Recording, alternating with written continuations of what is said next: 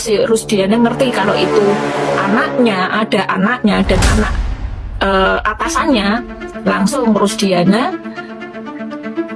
menemui si AF itu dan langsung bekerja sama dengan polisi bagian Satlantas untuk minta CCTV yang ada di situ. Nah, setelah menangkap 8 orang itu, langsung si Pak Rusdiana, ini mohon maaf ini disclaimer ya, menghajar 8 orang itu sepuas-puasnya, melampiaskan emosinya sedemikian rupa, makanya babak belur semua, nggak ada yang beres mukanya kan. Saat itu langsung berubahlah skenario dari 3 DPO itu. Yang penting 8 itu sudah di penjara, yang 3 forget it ya Rusdiana. Berkas persidangan tahun 2016 itu nyata, Pak, nyata. Sudirman memberikan keterangan, dan ini keterangan Sudirman kan beda. Jadi kita sebut satu-satu nama Sudirman. Ada poin yang dibilang, Pak, saya memberikan keterangan karena mengikuti apa yang ditulis di papan tulis. Ada itu nyata. Jadi kalau mohon maaf penyidik atau kepolisian mau bermain fair, kenapa tidak berangkat dari itu keterangan Sudirman? Peggy Setiawan tuh roadshow kemana-mana.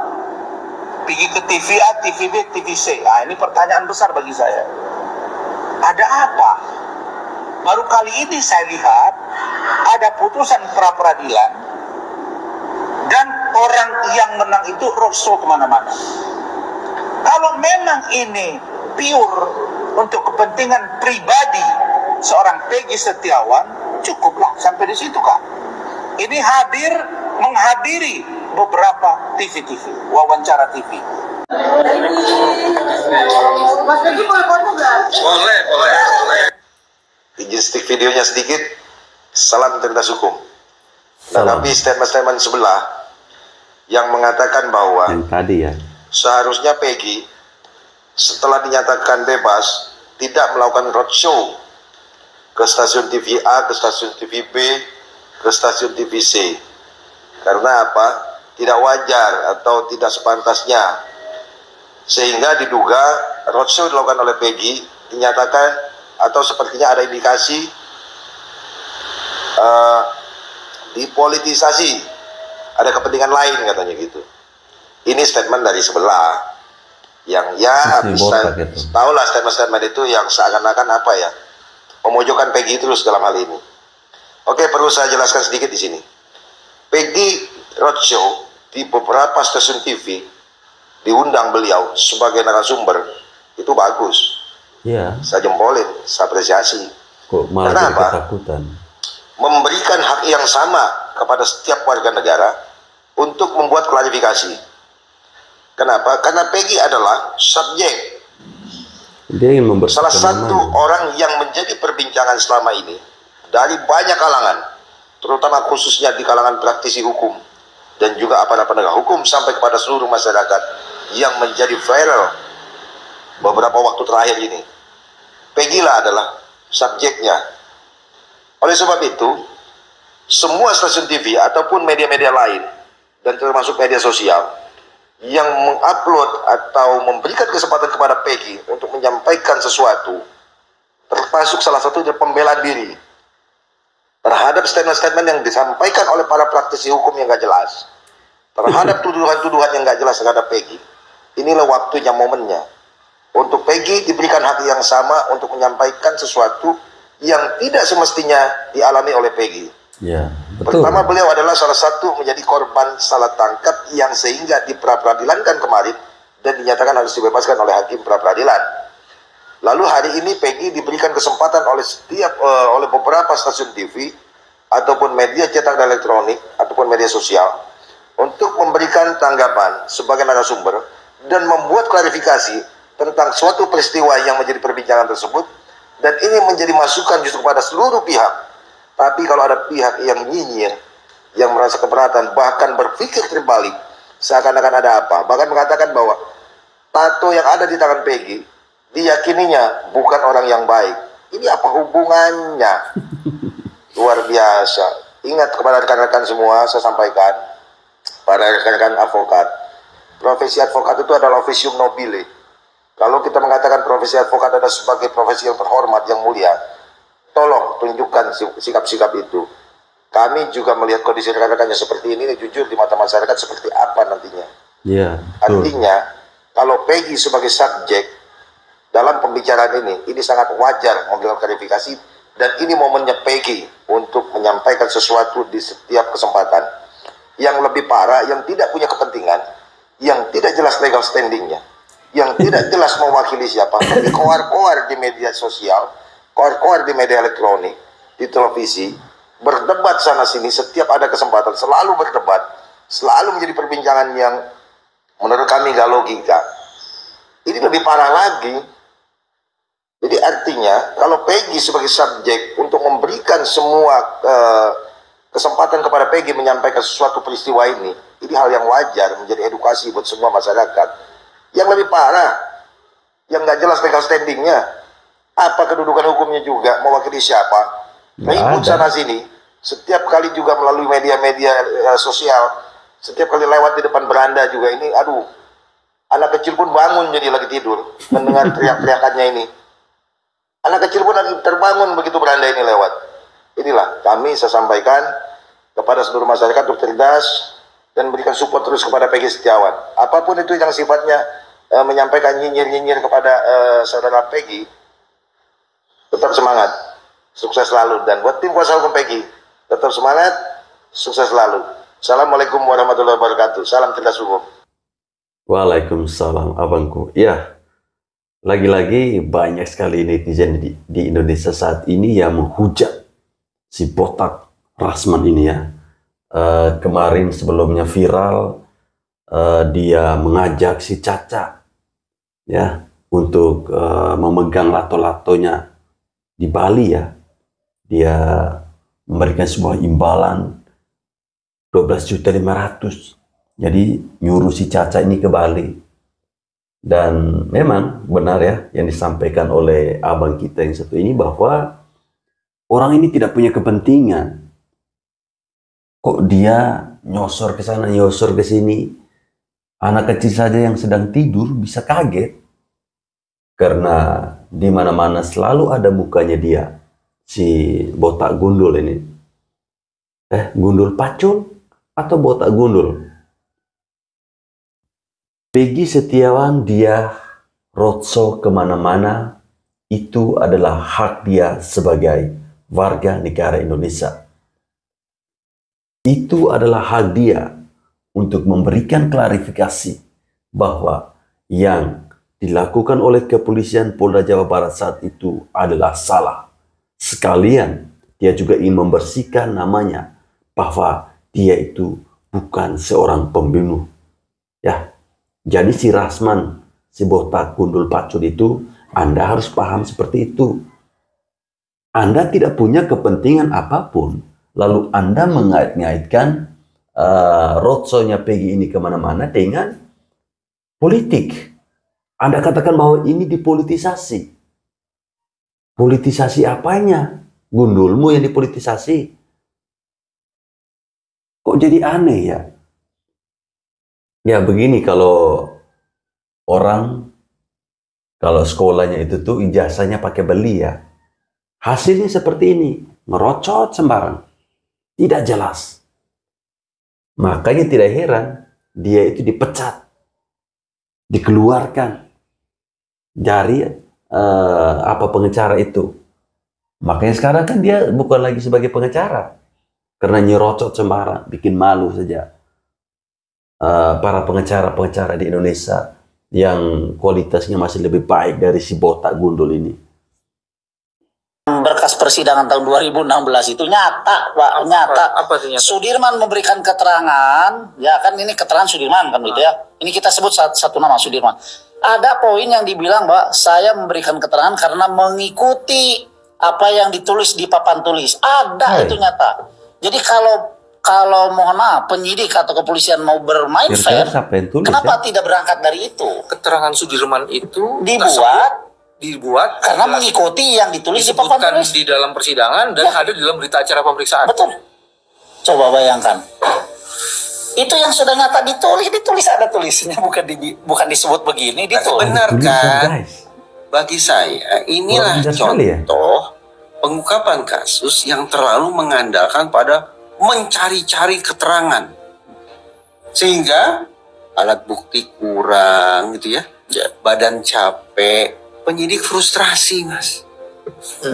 Akhirnya dalam kondisi letih, dalam kondisi frustrasi apa? Memang rawan tergoda untuk main tangan. Terjadilah babu terhadap terperiksa. Ini saya bicara dalam situasi interogasi secara umum. Sehingga apa yang kemudian dimasukkan ke dalam BAP, alih-alih keterangan berdasarkan kenyataan, tapi berdasarkan keinginan dari pihak pemeriksa, si interrogatornya. Keinginan, wow. Dan diakui secara tidak langsung oleh Kapolri, testimoni tadi itu, bahwa kerja saintifik tahun 2016 itu kurang. Sehingga kalau Mas BW bertanya, ada kira-kira bukti baru yang akan bisa memutar nasib misalnya para terpidana? Ya, menurut saya sumber kerja-kerja saintifik itulah yang sangat potensial untuk menjadi novum. Saya sebut lah ya, saya sebut. Selama ini saya mempersoalkan tadi validitas keterangan para saksi, validitas keterangan para tersangka, itu yang menurut saya sangat buruk. Alhasil cari bukti saintifik. Yang persoalannya banyak tidak dibuka, CCTV tidak dibuka, hasil otopsi memunculkan pertanyaan, kemudian juga ada sperma tapi tidak diuji DNA.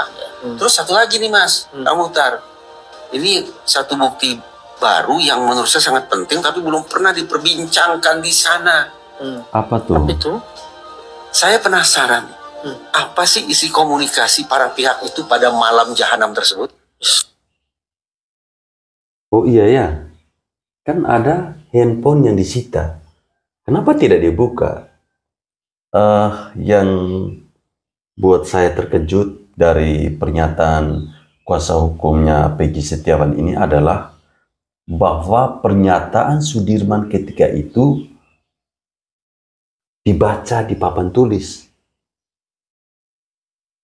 Muncul pertanyaan di benak kita, rakyat Indonesia, kira-kira siapa orang yang menulis semua keterangan yang dibacakan oleh Sudirman itu di papan tulis? Apakah keterangan itu ditulis oleh oknum kepolisian ketika itu? Inilah yang menggugah hati dari Kang Deddy Mulyadi.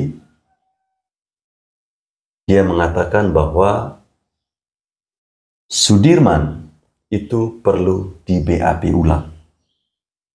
Karena keterangan-keterangan yang dibuat oleh Sudirman itu adalah hayalan semua. Jadi boleh kita katakan bahwa orang-orang atau terpidana yang saat ini sedang mendekam di dalam penjara itu adalah hasil dari manipulasi yang dibuat oleh oknum-oknum bejat yang tidak bertanggung jawab. Mereka mempermainkan hukum, ya, hanya ingin menjebloskan rakyat kecil yang tidak bersalah. Jadi sesungguhnya percaya nggak percaya Pak Enro, ketika ada berita kecelakaan lalu lintas seperti itu kan seperti Suroto dan lain sebagainya, itu kan memberikan laporan ke pihak rumah sakit bahwa ini kasus kecelakaan, kasus kecelakaan seperti itu. Dicatatlah itu laporan kasus kecelakaan Pak Endro, kematiannya karena kasus kecelakaan di rumah sakit itu. Nah, setelah tahu polisi ternyata si Rusdiana ngerti kalau itu anaknya, ada anaknya dan anak atasannya, langsung Rusdiana menemui si AF itu dan langsung bekerja sama dengan polisi bagian Satlantas untuk minta CCTV yang ada di situ, bagian Satlantas gitu. Jadi si Rusdiana minta tolong kepada bagian Satlantas mengambil si CCTV dilihat. Iya, sebenarnya Rusdiana sudah melihat, nonton langsung CCTV tersebut, siapa saja yang di flyover itu yang ngebukin si Rizky dan Vina itu semuanya terlihat dengan jelas di CCTV. Oleh karena itu si Rusdiana langsung menangkap. Jadi 8 orang itu sesuai yang ada di CCTV. Seperti itu Pak Endro. Kemudian 8 orang yang sekarang ini yang di penjara apa? ya, Oke, orang-orang yang geng motor yang ditangkap gitu loh. Ya karena orang-orang ini kan katanya bukan geng motor. Ya, ini ya, saudara, supaya diluruskan. Silakan. jadi gini Pak Hendro, saya luruskan ya. 11 orang tersebut terdiri dari yang tadi sudah saya sampaikan. Ya, Jadi 3 DPO. 3 DPO tersebut itu gini Pak Hendro. 11 orang kan, ya, 11 orang tersebut yang masuk itu kan 8. Ya kan? Yang 8 tersebut itu adalah yang 5 itu yang tidur di Pak RT. Yang tidur di Pak RT itu sebenarnya itu dia hanya anak pengangguran yang suka genjreng-genjreng kongko-kongko di kampungnya gitu loh Pak Hendro. Tidak semuanya memiliki motor. Tapi karena di Kabupaten Cirebon tersebut itu geng motor itu merupakan kelompok atau organisasi bergengsi di kabupaten tersebut. Jadi orang-orangnya terkenal, apalagi pimpinannya adalah anak petinggi kepolisian di situ, gitu loh. Jadi si Peron ini sangat ditakuti oleh siapapun di situ. Seperti itu. Jadi si Peron itu punya karakter itu kejam. Dengan orang-orang setongkrongan aja kalau nggak nurut, dia bisa menjodosi membabi buta. Ya ini adik-adik. Itu Peron ini telinganya bolong ya? Yang telinganya bolong ya Pak Sus ya? Ya kan, jadi Perong ya bolong. Anaknya pejabat itu juga bolong Pak Hendro. Iya, yang namanya si Peggy Cianjur itu juga bolong juga saudara. Ada 2 orang bolong. Si Dani. Ya. Itu. Jadi itu bolong semua karena bolongnya Tindik itu katanya itu merupakan status jabatan di gengnya gitu loh. Kalau itu orang bukan sembarangan, ini petingginya gitu loh. Iya. Jadi mereka itu bolong semua itu. Yang masih ketahuan kan yang sudah ketahuan wajahnya itu kan Perong sama Dani itu anaknya Cecep. Ya, anaknya Cecep itu kan udah dijahit tuh, jadi kelihatan bekasnya. Betul. Nah, dari situ Pak Hendro, akhirnya si Rusdiana ini sepertinya melihat dan lain sebagainya. Setelah tahu diantaranya ada anak bosnya, si Rusdiana tahu kok ada salah 2 anak pejabat tinggi dan bosnya sendiri, makanya dia konsultasi sama bosnya. Sebenarnya kalau secara SOP kan dia kanit narkoba kan nggak akan menyelesaikan ini. Kriminal. Iya. Kan setelah yang penting Pak Rusdiana setelah menangkap 8 orang itu, langsung si Pak Rusdiana ini, mohon maaf ini disclaimer ya, menghajar 8 orang itu sepuas-puasnya, melampiaskan emosinya sedemikian rupa, makanya babak belur semua, nggak ada yang beres mukanya kan 8-8-nya. Nah itu pokoknya emosinya udah dilampiaskan sedemikian rupa. Setelah itu baru diambil alih oleh bosnya bagian reskrim. Iya betul. Sejak saat itu langsung berubahlah skenario. Dari 3 DPO itu, yang penting 8 itu sudah di penjara, yang 3 forgetted ya Rusdiana. Berarti itu Rudiana tahu tentang peristiwa ini. Karena sesungguhnya CCTV itu dia sudah melihat. Dia memerintahkan Aep untuk segera bekerja sama dengan lantas ketika itu untuk menurunkan CCTV yang ada. Dari CCTV yang sudah dinonton oleh Ibtu Rudiana, maka mereka itu bisa membuat skenario-skenario baru terkait dengan beredarnya foto para napi yang mukanya sudah tidak jelas itu kan infonya itu dipukul di dalam penjara. Tapi di dalam rekaman suara yang barusan kita dengar bersama, itu ditinju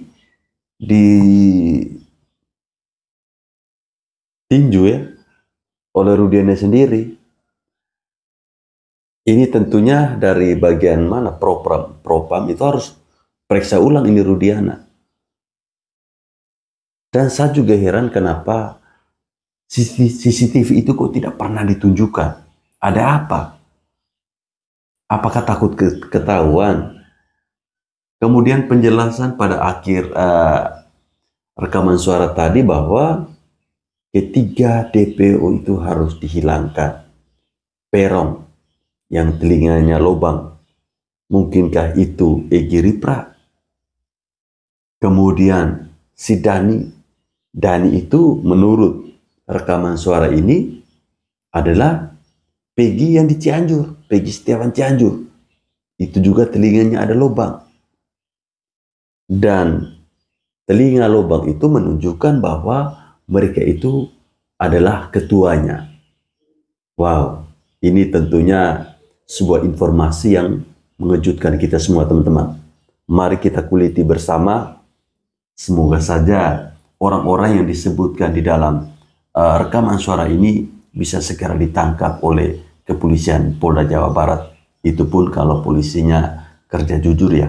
Baik teman-teman, saya kira sampai di sini video saya. Terima kasih telah menonton video ini. Salam kemenangan untuk kita semua.